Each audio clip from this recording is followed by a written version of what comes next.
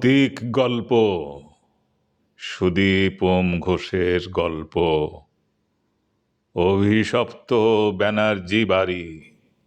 পাড়ার আতঙ্কটা দিন দিন সবাইকে গ্রাস করে চলেছে। ভয়ঙ্কর একটা আতঙ্কে দিন কাটাচ্ছে সবাই। দেখতে দেখতে মাত্র কয়েকদিনের মধ্যেই পাঁচটা জলজ্যান্ত মানুষের মৃত্যু। কেউ কখনো শুনেছে? কিছুতেই এই ঘটনা মন থেকে কেউ মেনে নিতে পারছে না। পাড়ায় কারো বাড়িতে আত্মীয় স্বজন আসাও বন্ধ করে দিয়েছে। সন্ধ্যার পর তো অলিখিত কারফিউ জারি থাকছে এলাকায়। গত পরশু রাতে দীপু দোকান থেকে বাড়ি ফেরার সময় দেখেছে ব্যানার্জি বাড়িতে 4-5টা ছায়ামূর্তি ঘুরে বেড়াচ্ছে। ও প্রচণ্ড ভয় পেয়েছে। সেদিন মাঝ রাত থেকে দীপুর প্রচণ্ড জ্বর হলো আর শুরু হলো ভুল বকা। আমাকে ডাকছে ওরা, আমাকে ডাকছে। প্রচণ্ড ভয় পেয়ে আতঙ্কিত হয়ে বলছে দীপু। ওর বাড়ির লোকেরাও ভীষণ আতঙ্কগ্রস্ত হয়ে পড়েছে। এই ঘটনাটার পর এলাকার আতঙ্কটা আরও জাঁকিয়ে বসেছে। ছোট মফস্বল শহর বাদুরিয়া তারকনাথ ব্যানার্জির বাড়ি নিয়েই যত কাণ্ড। এক ডাকে সবাই ব্যানার্জি বাড়ি নামেই চেনে।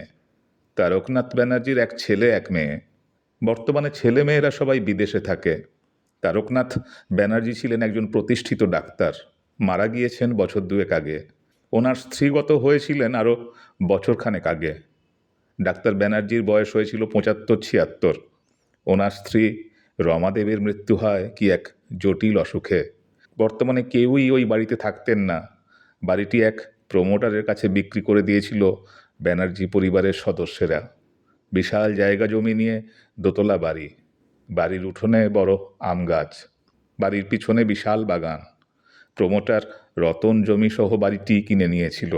শ্রমিক লাগিয়ে বাড়িটি ভেঙে জঙ্গল পরিষ্কার করে জমি প্লট করে বিক্রি করবে। সমস্যা শুরু হয় যখন দুটো মানুষের মৃত্যুর পর আর কোনো শ্রমিক কাজ করতে চাইল না। বাড়ি ভাঙার কাজ সবে শুরু হয়েছিল। একদিন বছর 22-23-এর একটা ছেলে হঠাৎ পড়ে গেল দোতলা থেকে। Spot dead. কিভাবে যে পড়ে গেল কেউই কিছু বুঝে উঠতে পারল না। তার ঠিক 2 দিন পর ঘটল আবার একটা ভয়ঙ্কর দুর্ঘটনা। এবার মৃত্যু হলো বছর 30-এর এক শ্রমিকের। এবারও ঘটনাটা কিভাবে ঘটে গেল কেউ কিচ্ছু বুঝতে পারল না। এত সাবধানে কাজ করার পরও কেন এমন হচ্ছে? যথারীতি কাজ বন্ধ হয়ে গেল। ভয়ঙ্কর আতঙ্ক তৈরি হলো এলাকায়। সবাই বলাবলি শুরু করলো ব্যানার্জি বাড়ি অভিশপ্ত। ওই বাড়ির মৃত সদস্যরা এখনও ওই বাড়িতেই বসবাস করে। ভুতুরে বাড়ি। তারা নাকি চাইছেন না বাড়িটা ভেঙে ফেলা হোক। বেশ অল্প দামে জমিটা পেয়ে গিয়েছিল প্রমোটার রতন। ভালো দাম মেরেছে সে। ভীষণ আনন্দ, সস্তায় কিনে অনেক টাকায় বিক্রি করবে। পুরনো বাড়িটা না ভাঙলে, পরিষ্কার না করলে কিছুই হবে না। রাস্তা হবে না, প্লট হবে না। তাই খুব চিন্তায় পড়ে গেল রতন। কোটি টাকার মালিক সে। জমি বাড়ি কিনে আজ লালে লাল। রাজনীতির দাদাদের সাথেও হাত আছে। তাই কেউ বিশেষ সাহস পায় না তাকে ঘাঁটাতে। তবে এবার এসে পড়ল বড় মুশকিলে। অনেকের সাথে কথা বলেও যখন কোনো সুরাহা পেল না, তখন ভীষণ ভেঙে পড়ল রতন। বেশ কয়েকদিন কাজ বন্ধ থাকার পর রতন বাইরে থেকে শ্রমিক আনার ব্যবস্থা করল। 15-20 জনের একটা দল আনার ব্যবস্থা করল সে। 2-1 দিনের মধ্যেই তারা চলেও আসবে। জোর কদমে কাজ শুরু হবে। মনটা বেশ ফুরফুরে আছে রতনের। বিকেলে 2 বন্ধুকে নিয়ে বাড়িটি দেখতে এলো। বাড়ি থেকে কিছু চুরিচামারি হচ্ছে কিনা। 3 বন্ধু মিলে ঠিক করলো সন্ধ্যায় ওখানে বসেই ড্রিঙ্কস করবে।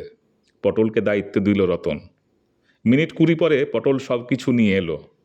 তারপর একটা ঘরে 3 বন্ধু আড্ডায় বসলো। তখন বাড়ির পিছনের অংশ কিছুটা সবে ভাঙা হয়েছে। বেশিরভাগ বাড়িটাই মাথা তুলে দাঁড়িয়ে আছে। তাই কোনো অসুবিধা নেই। এরপর কিভাবে কাজ শুরু হবে সেই পরিকল্পনা করতে লাগলো 3 জনে। দেখতে দেখতে সন্ধে হয়ে এলো। মোবাইলের আলো জ্বালিয়ে ওরা গল্প করতে লাগলো। সঙ্গে চলতে লাগলো খাওয়া দাওয়া আর আড্ডা।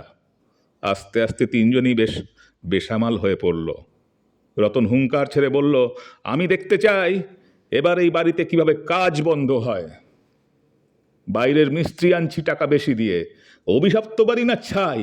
ভূত পেতনি ব্রহ্মদত্তি এবার আমার ক্ষতি কিভাবে করে দেখি। আমি এই বাড়ি ভেঙে মাটিতে ধূলিসাৎ করব। কেউ এসে রক্ষা করুক, বলেই রতন হো হো করে হেসে উঠল।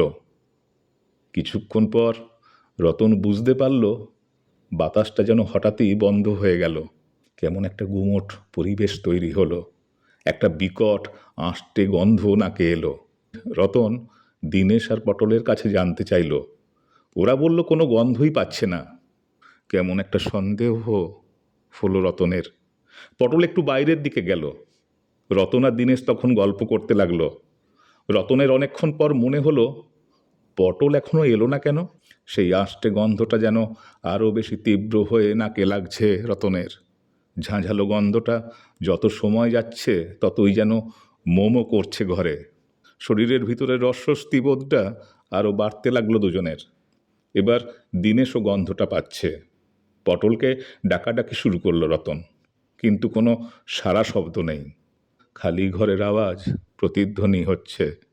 রতন ভাবল পটল হয়তো টয়লেটে গেছে।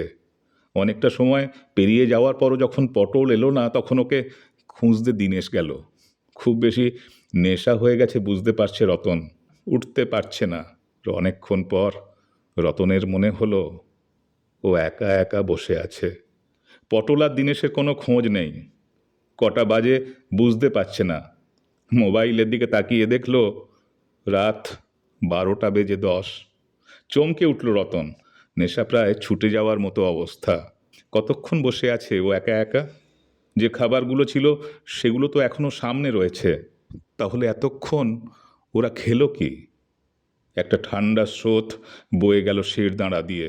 ওর মনে হচ্ছে কোনো এক চক্রব্যূহে যেন ফেঁসে গেছে। টলতে টলতে উঠে দাঁড়ালো। বাইরের দিকে যাবে ওদের খুঁজতে, কিন্তু দরজা খুঁজে পাচ্ছে না। যেদিকে যাচ্ছে দেওয়ালে ধাক্কা খাচ্ছে। অত্যধিক নেশা হওয়ার ফল। কিছুই ভাবতে পারছে না। সব কিছু গুলিয়ে যাচ্ছে রতনের। অতর্কিতভাবে দূর থেকে যেন একটা আর্তনাদ ভেসে এলো। বেশ বুঝতে পারল ওটা মানুষেরই গলার আওয়াজ। চেনা চেনা লাগলো। কিছুতেই বাইরে বেরোতে পারছে না, বৃথা চেষ্টা। একটা গোলক ধাঁধার মধ্যে পড়ে থাকলো রতন। চিৎকার করছে, কিন্তু গলা দিয়ে কোনো স্বর বেরোচ্ছে না। কেউ যেন তার গলার স্বর বন্ধ করে দিয়েছে। হঠাৎ রতন দেখল ওর চারপাশে কয়েকজন ঘুরছে।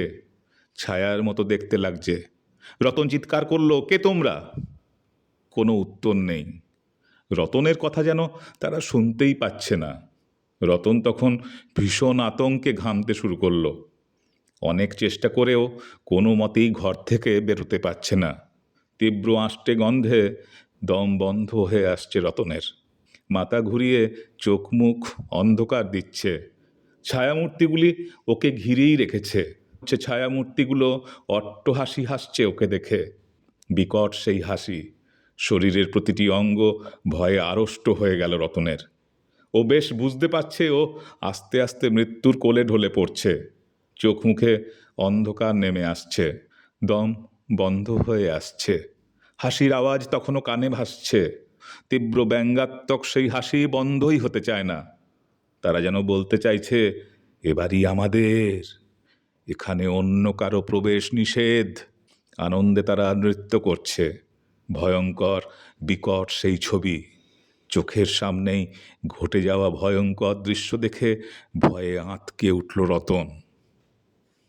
প্রতিদিন সকালে ব্যানার্জি বাড়ির বাগানে অনেকে আসে কাঠ কুড়োতে। অনেকে আবার বাড়ির দিকে এসে উঁকি ঝুঁকি মারে, কিছু যদি পুরনো জিনিসপত্র খুঁজে পাওয়া যায়। বুচির মা প্রতিদিনের মতো আজও এসেছে। উঠোনে একটা বাইক দাঁড়িয়ে আছে। এত সকালে বাইক দেখে বেশ অবাক হলো সে। বারান্দায় চোখ পড়তেই চমকে উঠল। একজন মানুষ বারান্দায় পড়ে আছে।